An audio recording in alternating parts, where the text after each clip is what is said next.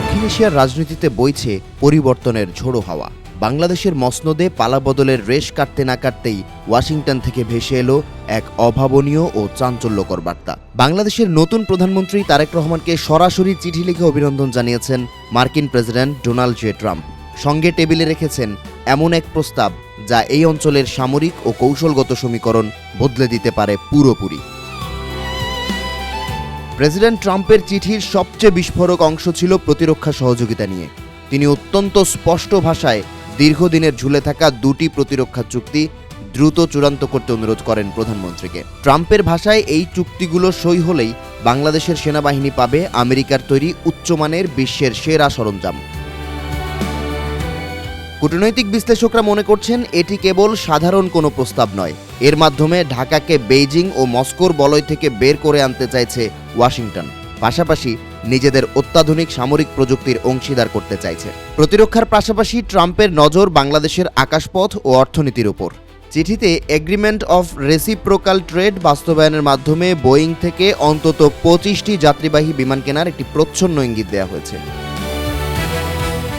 ট্রাম্পের America first নীতির অংশ হিসেবে এই বিশাল বাণিজ্যিক চুক্তিটি মার্কিন শ্রমিকদের জন্য যেমন লাভজনক, বাংলাদেশের এভিয়েশন খাতের জন্য তেমনি বৈপ্লবিক। প্রশ্ন উঠছে, বাংলাদেশের সাথে এই গভীর সামরিক সখ্যতায় এত আগ্রহী কেন ট্রাম্প প্রশাসন? এর পেছনে 3টি কারণ তুলে ধরছেন বিশ্লেষকরা।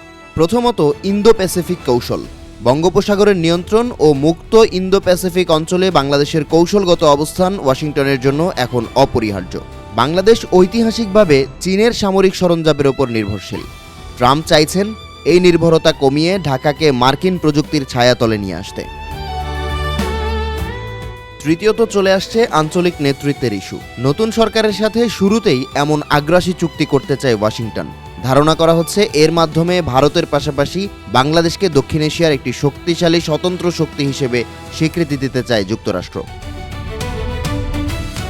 তবে ট্রাম্পের চিঠি পাঠানোর সংবাদ ছড়িয়ে পড়তেই বিতর্ক শুরু হয়েছে। এর পেছনে রয়েছে দুটি সামরিক চুক্তি।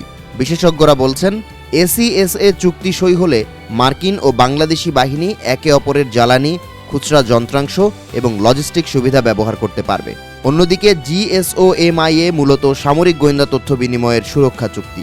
এই চুক্তি ছাড়া টপ সিক্রেট প্রযুক্তি বা অস্ত্র অন্য দেশকে দেয় না যুক্তরাষ্ট্র।